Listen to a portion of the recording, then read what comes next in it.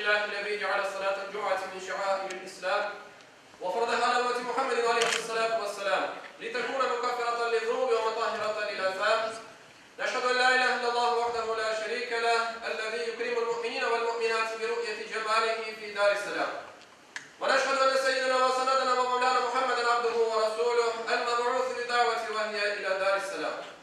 صلى الله تعالى عليه وعلى آله وأولاده وأزواجه وأصحابه وأتباعه وخلفائه الراشدين المرشدين المهديين من بعده ووزرائه الكاملين في عهده، خصوصا منهم على الأئمة خلفاء رسول الله على التحقيق أمير المؤمنين حضرة أبي بكر وعمر وعثمان وعلي وعلى بقية الصحابة والتابعين رضوان الله تعالى عليهم أجمعين.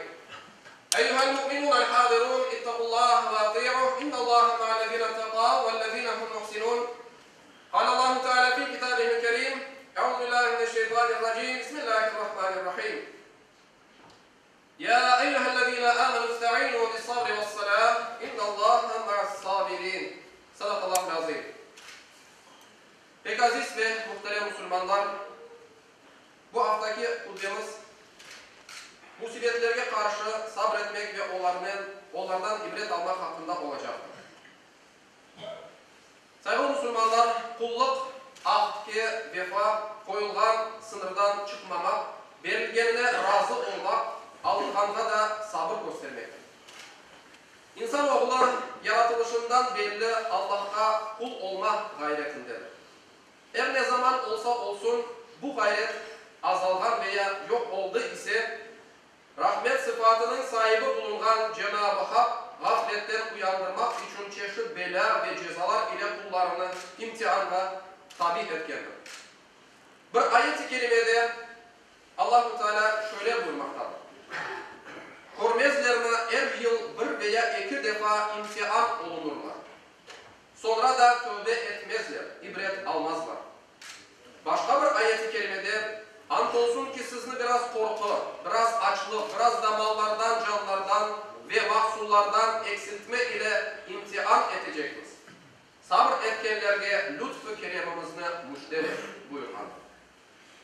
Sevgili Peygamber Efendimiz sallallahu aleyhi ve sellem hadis-i şeriflerinde Allah kimge hayır eriştirmeni diler ise onu bir musibetke uğratır buyurkanlar. Dikkat edilir ise ayet-i kerimelerde de kulun geçeceği uç basamakka işaret edilir. İlk basamak bela ve musibetler ile imtihan olunmak.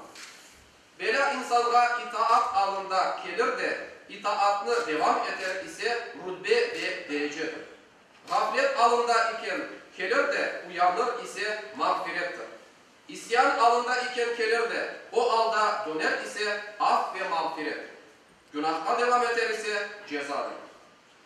Sevgili Peygamberimiz Muhammed Mustafa sallallahu aleyhi ve sellem hadis-i şeriflerinde bizlerge şöyle buyurmaktadır: Mükafat büyüklüğü belanın ağır ve güçlülüğüne göredir. Allah sevdiği toplulukunu belağa uğratır.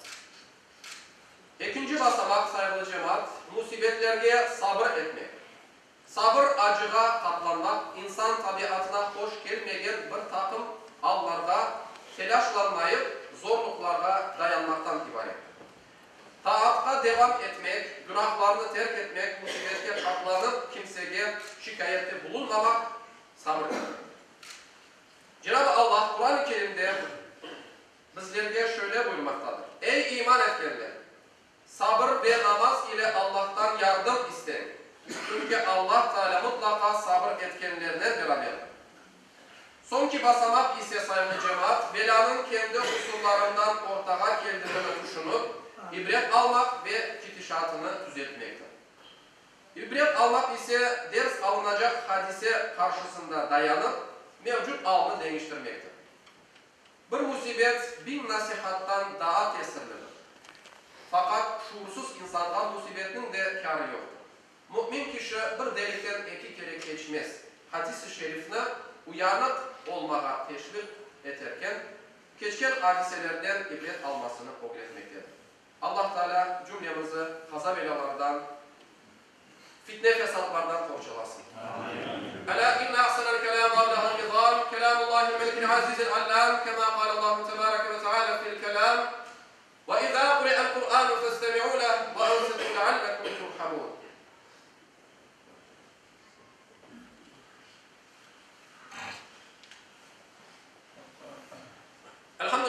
الحمد لله الحمد لله حمد الكاملين والصلاة والسلام على رسولنا محمد وعلى آله وصحبه أجمعين تعظيما لنبيه وتكريما لفخامة شان شرف صفي فقال عز وجل من قائل مخبرا وآمرا إن الله وملائكته يصلون على النبي يا أيها الذين آمنوا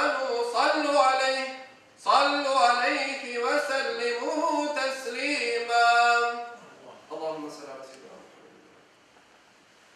محمد عباد الله إن الله يأمر بالعدل والإحسان وإيتاء ذي القربى وينهى عن الفحشاء والمنكر والبغي يعظكم لعلكم tezekkerun. Sayın Müslümanlar, geçen cuma namazımızda toplanılan sadakanın miktarı 1080 hryvniyadır. Hepsi olup ise 161.155 hryvniyadır. Allah-u Teala cümlemizden razı olsun. Yapan dualarımızdan, tövbelerimizden olacak cuma namazımızdan kabul ve makbul eylesin.